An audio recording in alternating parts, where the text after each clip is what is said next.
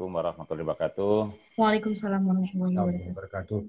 Salatu wassalamu ala asrofil anbiya'i wal mursalin. Saya Sayyidina Muhammad amma ba'du. Yang saya hormati Bapak Anwar Albas, Pak Agus Tumingka, Pak Riwan Amin, ini senior saya di Bank Muhammad dulu. Kemudian Pak Rizkula, Pak Profesor Petsal, dosen saya di S3 Trisakti, dan Bapak-Bapak narasumber yang tidak bisa saya sebutkan, dan serta teman-teman yang ikut dalam webinar ini. Pertama-tama saya minta maaf atas nama Bapak Tony B. Subari, Ketua Umum Asbisindo yang tidak bisa hadir dalam kesempatan kali ini dan meminta saya untuk mewakili beliau untuk menyampaikan sambutan Asbisindo di webinar ini. Bapak Ibu sekalian yang saya hormati, terima kasih atas kesempatannya Asbisindo memberikan sambutan yang mungkin cukup singkat karena terus terang nanti akan dipaparkan oleh Bapak-Bapak para narasumber. Seperti kita ketahui, Asbisindo telah berkiprah menjadi katalisator daripada pertumbuhan perbankan syariah dengan memberikan jembatan industri perbankan syariah untuk disampaikan kepada regulator. Alhamdulillah pada saat Pak Riwan Amin menjadi Ketua Umum Asbisindo, beberapa tonggak sejarah yang diletakkan oleh beliau sebagai Ketua Umum Asbisindo telah nyata kita rasakan, seperti dengan penyampaian Undang-Undang Perbankan Syariah nomor 21 tahun 2000 itu telah dirasakan juga oleh sampai dengan saat ini. Kemudian juga dengan bagaimana perjuangan Asbisindo kala itu menghapus tentang double tax ganda atas produk murabaha yang alhamdulillah tahun 2009 dikeluarkannya undang-undang pajak ya kan atas PPN atas pertambahan nilai itu, sehingga dihapuskannya transaksi murabah daripada double tax. Dan ini alhamdulillah dirasakan sampai dengan saat ini gitu. Nah, untuk selanjutnya Asbisindo berkiprah terus di dalam kancah pertumbuhan perbankan syariah ini dengan cara saat ini adalah tentang bagaimana sekarang kalau kita melihat perbankan syariah ini selalu dinafikan atau dipersepsikan itu tentang bank syariah mahal, gitu kan? Bank syariah tidak bisa berkompetisi dengan perbankan konvensional. Dan tadi saya menyimak juga pidato daripada Pak Sultan M. Hidayat tentang bagaimana KNEX itu, Komite Nasional Ekonomi Keuangan Syariah itu menyampaikan rancangan strateginya ke depan. Itu dengan cara saat ini bagaimana Asbisindo menyuarakan kepada KNES untuk disampaikan kepada Kementerian Keuangan melalui Omnibus Law Keuangan itu yang sekarang lagi sedang digodok tentang bagaimana mendapatkan suatu perlakuan pajak atas DPK dana pihak ketiga itu agar bisa diperlakukan sebagai produk investasi bukan produk penyimpanan. Kita ketahui bahwa produk penyimpanan itu melalui undang-undang perbankan dan maupun undang-undang LPS itu selalu menggunakan tentang perlakuan pajak seperti orang menyimpan. Saat ini pajak atas orang menyimpan itu baik tabungan deposito sebesar 20% final.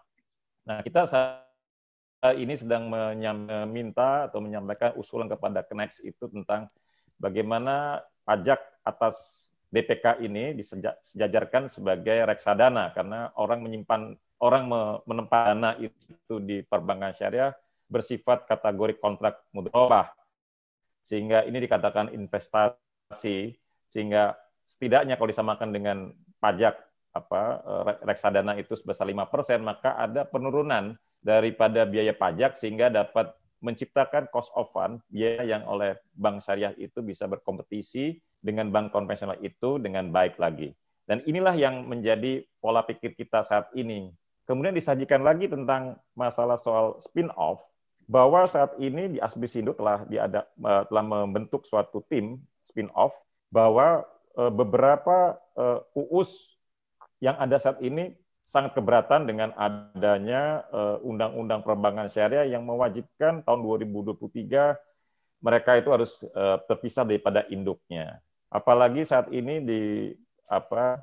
terjadi adanya pandemi COVID 2019 ini, COVID-19 ini, maka yang dikatakan bahwa ini akan memperbesar memperberat daripada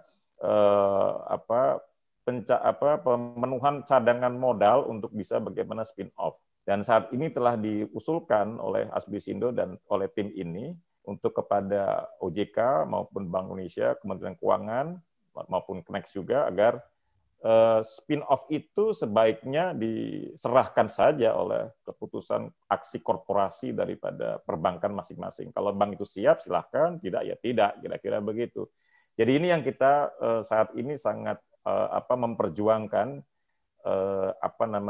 kepentingan industri tentang bagaimana spin-off itu dimasukkan dalam omnibus law keuangan itu, bahwa atas Undang-Undang Nomor 20 tahun 2008 itu ada suatu perubahan bahwa itu bisa diserahkan kepada masing-masing bank yang ingin spin-off ataupun tidak.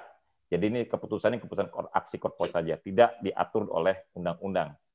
Dan saat ini akan masih gencarnya bahwa kita masih tetap melakukan lobby atau melakukan meyakinkan kepada regulator. Dan alhamdulillah tulisan kemarin di Business Indonesia tentang spin-off itu, Pak Heru Kristiana, deputi anggota Dewan Komisioner OJK, juga telah memberikan sambutan yang baik gitu, bahwa spin-off itu disampaikan diserahkan kepada perusahaannya bank masing-masing, tidak menjadi, dan ini lagi diusulkan untuk bagaimana undang-undang ini dirubah sedikit tentang spin-off tersebut. Dan inilah yang menjadi tahapan di Asbisindo saat ini, ya kan. Tentang tadi pendapat Pak Abbas, ya silakan aja nanti disampaikan nanti melalui Knex, karena Knex ini menjadikan jalur daripada ke arah pemerintah.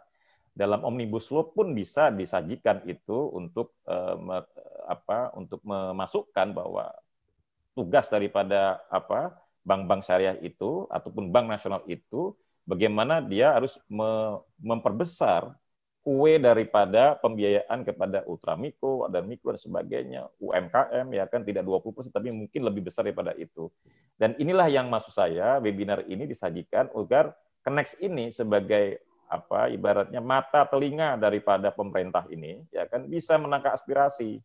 Dengan demikian, tadi kalau Asbisindo mengatakan dua agenda yang saat ini sedang diperjuangkan, insentif pajak deposito atau tabung DPK maupun dengan spin-off. Nah, nanti usulan daripada Pak Anwar Abbas itu bisa disampaikan juga ke Knex untuk disajikan dalam perubahan Undang-Undang Perbankan Syariah di Omnibus Law Keuangan. Saya kira itu saja yang menjadi sambutan daripada Asbisindo. Terima kasih Bapak Ibu sekalian atas bergabungnya, bisa mendengarkan webinar ini. Semoga ini menjadi barokah kita semuanya dan mendapat keberkahan dari Allah Subhanahu wa taala. Terima kasih. Assalamualaikum warahmatullahi wabarakatuh.